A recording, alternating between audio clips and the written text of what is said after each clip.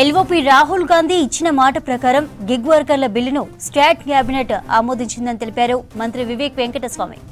త్వరలోనే అసెంబ్లీలో బిల్లును పెడతామన్నారు. కేబినెట్లో తీసుకున్న నిర్ణయాలను మీడియాకు వెల్లడించారు మంత్రి వివేక్. గిగ్ వర్కర్ల రిజిస్ట్రేషన్, సామాజిక భద్రత, సంక్షేమం బిల్లుకు కేబినెట్ ఆమోదం తెలిపిందన్నారు. అటు గిగ్ వర్కర్లకు న్యాయం చేయాలన్నదే కాంగ్రెస్ ప్రభుత్వ ఆలోచన అని చెప్పారు మంత్రి వివేక్ వెంకటస్వామి. వాళ్ళందరూ కూడా రిజిస్టర్ చేసుకోవాలి. అగ్రిగేటర్స్ కూడా ఈ బోర్డులో ఉండి వాళ్ళు కూడా సమస్యలు ఏమున్నాయో వారికి ఈరోజు ప్రత్యేకంగా ఒక ఆఫీసర్ లేడు అక్కడ. ఈ అగ్రిగేటర్స్లో ఒక ఆఫీసర్ని పెట్టి వీళ్ళు గిగ్ వర్కర్స్ సమస్యలు ఏమున్నాయి పరిష్కరించడానికి ఈ యాక్ట్ కూడా ఈ ఫెసిలిటీ ఉంది. దాంతోపాటు సెస్ కలెక్ట్ చేసినప్పుడు గిగ్ వర్కర్స్కి మెడికల్ ఇష్యూస్ అనే కానీ యాక్సిడెంటల్ డెత్లో ఏదైతే సెస్ ప్రకారంగా మనం వారికి ఫెసిలిటీస్ కల్పించవచ్చు, ఇవన్నీ కూడా ఈ కొత్త గిగ్ యాక్ట్లో ఈరోజు కేబినెట్ ఆమోదం ఇవ్వడం జరిగింది.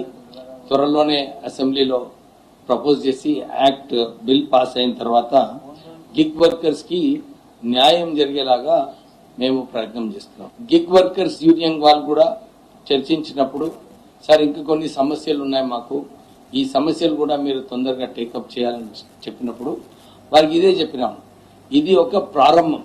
ఈ గిగ్ వర్కర్స్ గురించి ఈ యాక్ట్ ప్రారంభం చేయడం జరిగింది. దీంట్లో ఏది మంచిగా ఉంటాయో, ఏది ఇంకా ఎక్కువ ఇంప్రూవ్ చేయొచ్చో ఇవన్నీ కూడా సమస్యలు యాజ్ వి గో, ఎందుకంటే రూల్స్ అండ్ రెగ్యులేషన్స్లో కూడా చేంజెస్ చేసుకునే అవకాశం ఉంటుంది. సో ఇది కూడా దృష్టిలో పెట్టుకొని ఈ యాక్ట్ పాస్ చేయడం జరిగింది. మేము ఒక బ్రీఫ్ బుల్లెట్ పాయింట్స్ ఏదైతే ఉందో మా పిఆర్ఓ గారు మీకు సర్క్యులేట్ చేస్తారు. సిగాచి వర్కర్స్కి ఈరోజు కూడా చర్చించడం జరిగింది. సుమారు 45 to 50 lakhs వరకు అందరు వర్కర్స్కి ఆల్రెడీ డిస్ట్రిబ్యూట్ చేశారు. మేము 20th నాడు ఇంకొక మీటింగ్ పెట్టుకొని ఈ సమస్య గురించి ఏమున్నాయి పెండింగ్ ఇష్యూస్ ఇంకా ఎట్లా ఎక్కువ, ఎందుకంటే సిగాచి మేనేజ్మెంట్ వారి సమస్యలు ఏమున్నాయి, వారి ప్రపోజల్ ఏంది, 20th నాడు మీటింగ్ అయిన తర్వాత మీకు ఇంకా